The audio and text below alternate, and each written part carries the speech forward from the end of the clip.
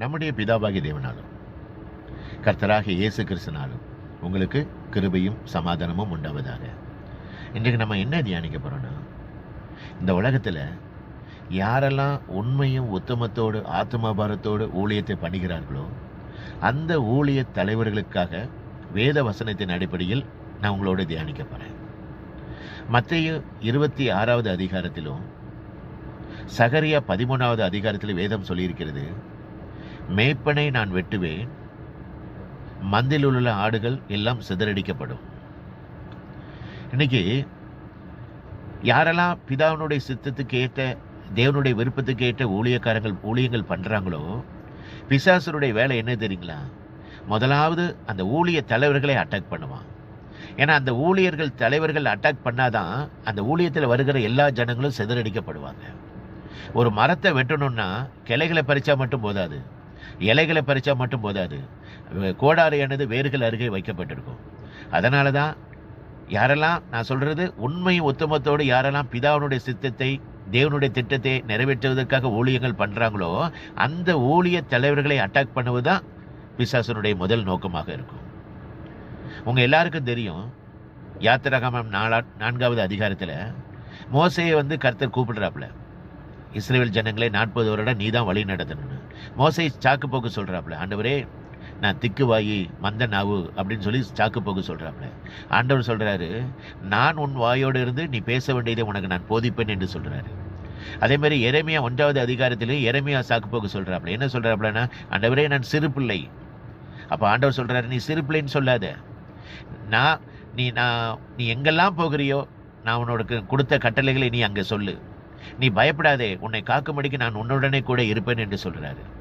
இன்னைக்கு ஊழியக்காரங்க என்ன பண்றாங்கன்னா, உண்மை உத்தமத்தோடு பண பிரச்சனையினால, குடும்ப பிரச்சனையினால, அதிக பயத்தினால ராத்திரி தூக்கம் இல்லாம இதனால அவங்க சோர்ந்து போயிடுறாங்க.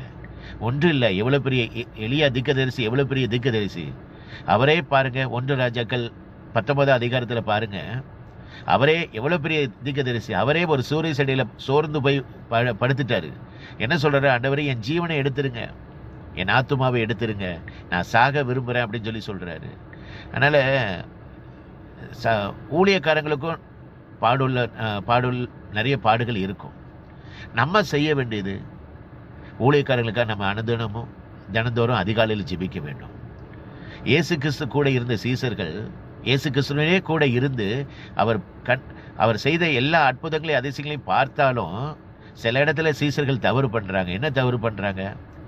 கசப்பான பானத்தை அருந்துவதற்கு அந்த சூழ்நிலையில கூட இயேசு கிறிஸ்துனுடைய சீசர்கள் தங்களுடைய பதவிக்காக போட்டி போடுறாங்க.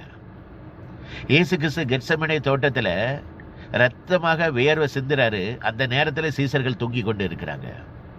நம்ம செய்ய வேண்டியது என்னன்னா, யாரெல்லாம் உண்மையும் உத்தமத்தோடு யாரெல்லாம் ஊழியம் பண்றாங்களோ அந்த ஊழிய தலைவர்களுக்காக நம்ம தினந்தோறும் அதிகாலையில முழங்கால நின்று ஜெபிக்க வேணும். என்ன ஜெபிக்கணும்னா, ஆண்டவரே இந்த ஊழியக்காரங்களுக்கு இன்றைக்கு நல்ல பாதுகாப்பையும் சுகத்தையும் கொடுங்க அப்படின்னு சொல்லி ஜெபிக்கணும். அந்த ஊழியக்கார தலைவர்களுக்கு ஒவ்வொரு நாளும் பண தேவைகள், பொருளாதார தேவைகள் சந்திக்கப்படணும்னு சொல்லி நம்ம ஜெபிக்கணும்.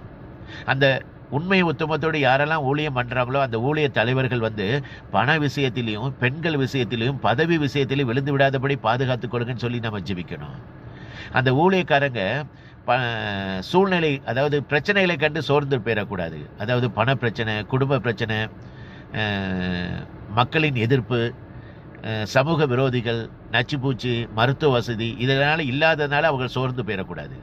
எல்லாவற்றுக்கும் மேலாக தங்கள் குடும்பத்தை விட்டு அந்த ஊழியம் பண்றாங்க தெரியுங்களா, அவங்க சோர்ந்து போகாதபடி அவங்க குடும்பத்தை ஆசீர்வதிங்கன்னு சொல்லி நம்ம ஜெபிக்கணும். அந்த ஊழியங்கள் மூலமாக, ஊழிய தலைவர்கள் மூலமாக அநேக ஆத்துமாக்கள் ரட்சிக்கப்படணும்னு சொல்லி நம்ம ஜெபிக்கணும். உண்மை உத்தமத்தோடு யாரெல்லாம் நல்ல ஊழியம் பண்றாங்களோ அவங்க நல்லா இருந்தால்தான் நம்ம நல்லா இருப்போம். இன்றிலிருந்து ஒரு தீர்மானம் பண்ணுங்க, நம்ம மற்றவங்களுக்காக நம்ம ஜெபிக்கும் பொழுது நம்முடைய ஜெபத்தை, நம்மளுடைய தேவைகளை கர்த்தர் சந்திப்பார். அதே மாதிரி உங்களால கூடுமானால் முடிந்த அளவுக்கு தசமபாக அந்த ஒவ்வொரு ஊழியக்காரங்களுக்கு கொடுங்க. நான் சொல்றது, யாரெல்லாம் உண்மையும் உத்தமத்தோடு ஆத்மபாரத்தோடு ஊழியம் செய்கிறார்களோ அந்த ஊழியக்காரங்களுக்காக நீங்க தினந்தோறும் ஜெபிங்க. உங்க மாதத்துல உங்களுக்கு விருப்பம் இருந்தால் தசமபாக அவங்களுக்கு கொடுங்க. கர்த்தர் உங்களை ஆசீர்வதிப்பாராக. இந்த உலகத்தில் உண்மையான ஒரே ஒரு தெய்வம் இயேசு கிறிஸ்து ஒருவர் மட்டுமே. இயேசு கிறிஸ்து சீக்கிரத்தில் வரப்போகிறார். உங்கள் பாவத்தை விட்டு மனம் திரும்புங்கள். பரலோக ராஜ்யம் சமீபத்திருக்கிறது. கர்த்தருக்கே மகிமை உண்டாவதாக. ஆமென். அல்லேலூயா.